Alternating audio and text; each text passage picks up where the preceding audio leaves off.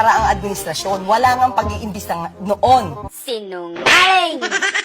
Hoy, Bongbong, magkano ba yung bonus neto? Ang lakas sumimod ng puwet mo, kulang na lang sambahin ka neto. Sasampalin ko lang ng katotohanan tong alaga mo. Iisa-isahin ko sa'yo yung mga nagawa ng Duterte, pakinggan mo. Unang-una, pagpapalibing sa tatay ng amo mo. Free irrigation law.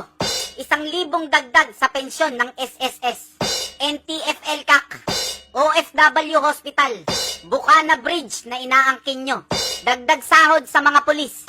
Dagdag sahod sa mga sundalo. Dagdag sahod sa mga guro. Mga bagong kagamitan ng pulis. Mga bagong kagamitan ng sundalo. Mga bagong kagamitan ng Air Force. Mga bagong kagamitan ng Navy.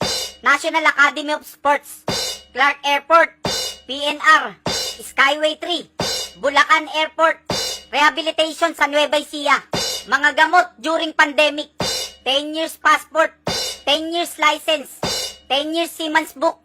Niligtas yung OFW sa Kuwait. Tinanggal yung laglag bala sa NAIA.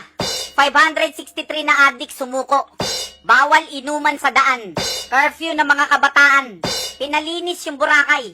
Pinalinis yung Manila Bay, ginawang Dolomite Beach. Nagpagawa ng ospital sa Mindanao. Free education. Cebu Iconic Bridge.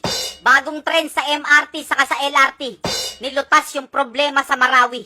Pinasuka si Lucio Tan ng 7.28 billion. 150,149 classrooms Luzon, Visayas, Mindanao. At marami pang iba. Yung mga nakalimutan ko, i-comment nyo sa baba. So ngayon, tapos na ako, ikaw naman magsalita. Sabihin mo sa amin yung amo mo kung ano yung nagawa. Sa Konektadong Pinoy, walang iwanan.